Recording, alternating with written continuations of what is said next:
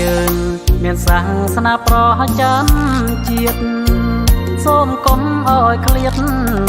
មិនគ្មានរក្សាគ្រប់វ័យសាសនាព្រះពុទ្ធបរិសុទ្ធនៅក្នុងលោកីយើងកូនខ្មែរទាំងប្រុសស្រីក៏បីកុំអោយមានឆ្កងធ្វើ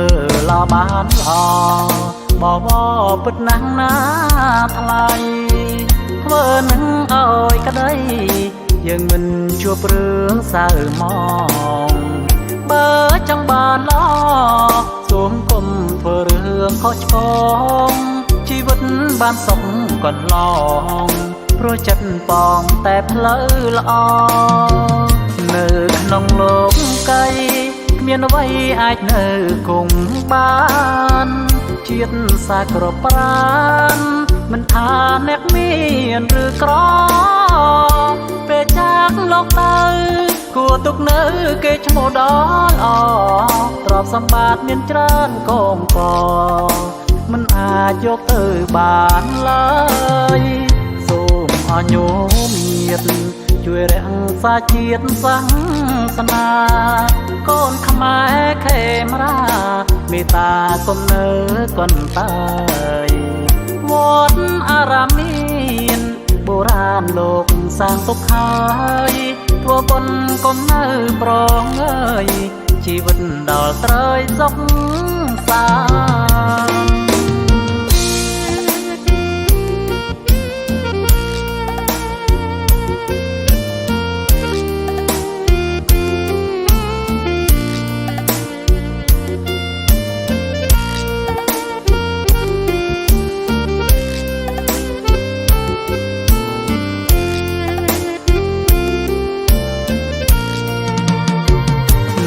ក្នុងលោកកៃគ្មានអ្វីអាចនៅគង់បានជាតិសាក្រប្រានមិនថាអ្នកមានឬក្រពេលចាកលោកទៅគួរទុកនៅគេឈ្មោះដល់ល្អទ្រព្យសម្បត្តិមានច្រើនកងកមិនអាចយកទៅបានឡើយសូមអញ្ញោមញាតិជួយរក្សាជាតិសាសនាកូនខ្មែរខេមរា